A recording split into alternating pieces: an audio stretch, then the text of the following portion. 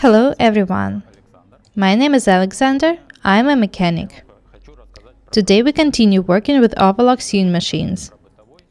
Last time I told you about household overlocks, and today I'll tell you about the advantages of industrial ones. The first advantage is that it's very convenient to work with it. Here is a big table, an overlock isn't moving, there's a flume for offcuts. You'll see it better this way.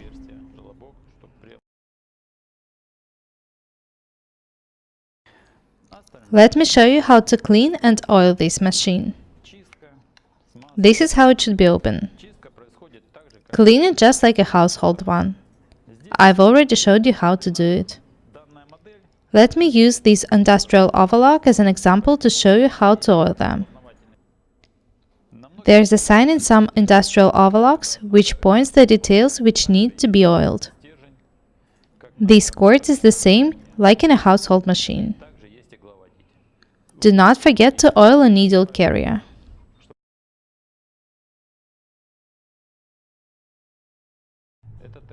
There is a hole for oil here in some overlock machines. Anyway, this cord is the most important thing to be oiled both in industrial and household machines. Oil it every day before working. Not when you go home, but before you start stitching. Let's get back to cleaning. Do not forget to raise a foot. Remember how I did it in the household overlock? In this one, a foot should be moved to the side. This is how I do it.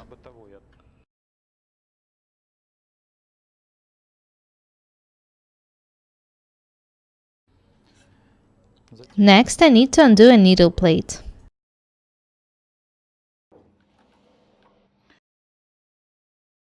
A machine should be cleaned regularly. The more often, the better. Undo a needle plate at least once a week.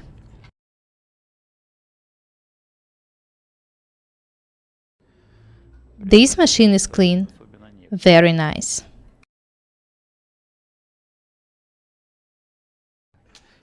I want to tell you once again that you shouldn't be afraid of detaching needle plates. There's just one correct way to put them back in. You won't make a mistake.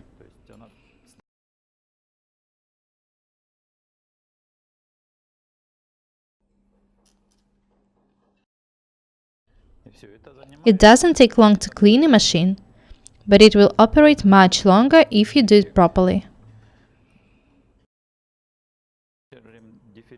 Let's have a look at differential feed dial in this machine. It's usually situated somewhere here.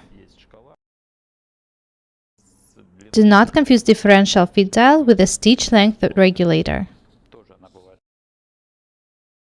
In this machine, stitch length is controlled by this button.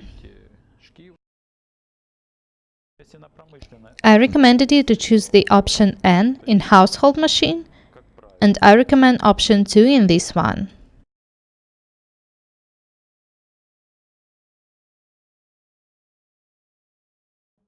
You need to undo these screws to adjust the level, and then you need to do them back.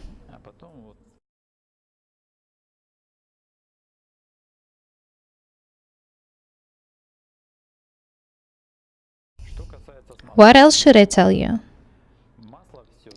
Oil should be inserted in an overlock through this hole. In this overlock sewing machine, there is a special hole through which you can control the oil level. There are two marks there, minimum and maximum. This dark dot is the oil itself.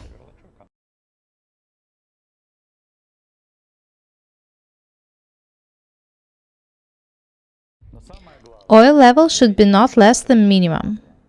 The most important thing is that oil should be seen here when stitching.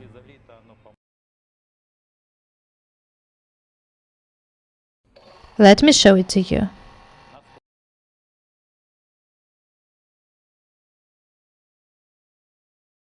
This is what I'm talking about. If the oil level is maximum, but oil is not seen here, it means that something is wrong. It's better to call a mechanic in this case. Let me show you something. By the way, can you see how comfortable it is to work on this machine? The seam is not straight. What's wrong? Someone put a measuring tape here and it touches a thread. Not a single thing should be here.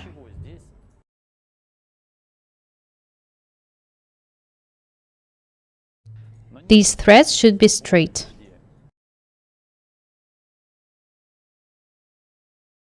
Otherwise, seams won't be straight either.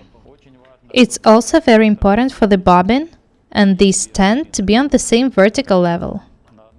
You won't be able to make a beautiful seam this way. They should be even. I also want to tell you what are these small boxes made for. Here should be poured liquid silicone. They are not for oil.